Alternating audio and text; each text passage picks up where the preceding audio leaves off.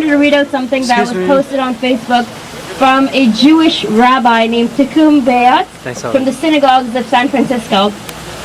And I'm quoting. He says, "To my fellow Jews, I issue the following invitation.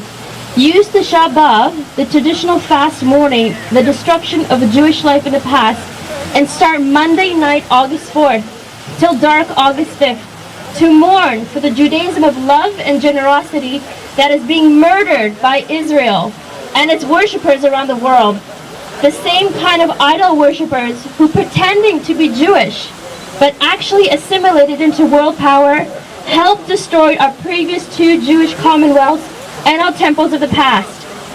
And let this year turn Yom Kippur into a time of repentance for the sins of our people who have given Israel a blank check and full permission to be brutal in the name of Judaism and its Jewish people, even as we celebrate those Jews with courage to publicly critique Israel in a loving but stern way.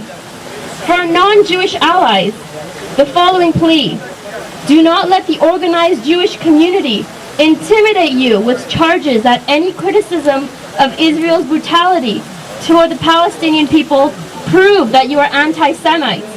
Stop allowing your very justified guilt at the history of oppression your ancestors enacted on Jews to be the reason why you fail to speak out and vigorously against the current immoral policies of the state of Israel. The way to become real friends of the Jewish people is to side with those Jews who are trying to get Israel back towards its highest values, knowing full well there is no future of a Jewish state surrounded by billions of Muslims except through friendship and cooperation. The temporary alliance of brutal dictatorship of Egypt, Saudi Arabia, Jordan, and various Arab Emirates that give Israel support against Hamas will ultimately collapse. But the memory of humiliation at the hands of the state of Israel will not.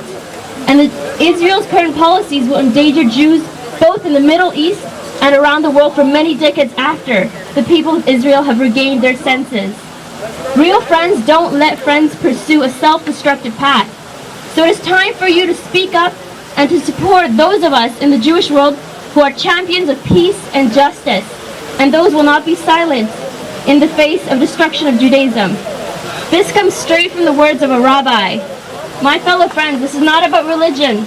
This is about humanity.